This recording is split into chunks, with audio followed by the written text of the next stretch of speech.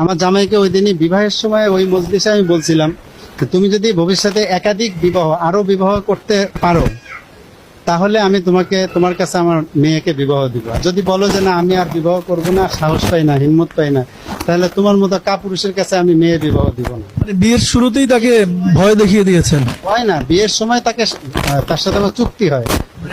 এটা কি তাকে মানে চাপ দিলেন নাকি?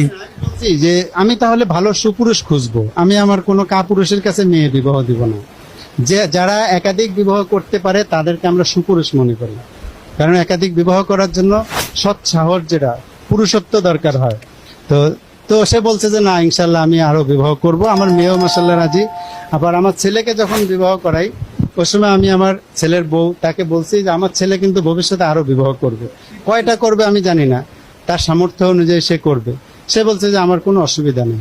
আসলে আমরা একটা পরিবেশ কায়েম করছি, আমরা পরিবেশ হয়ে গেছে আমাদের, এই বিষয়টা নিয়ে কারোর কোনো আপত্তি নেই।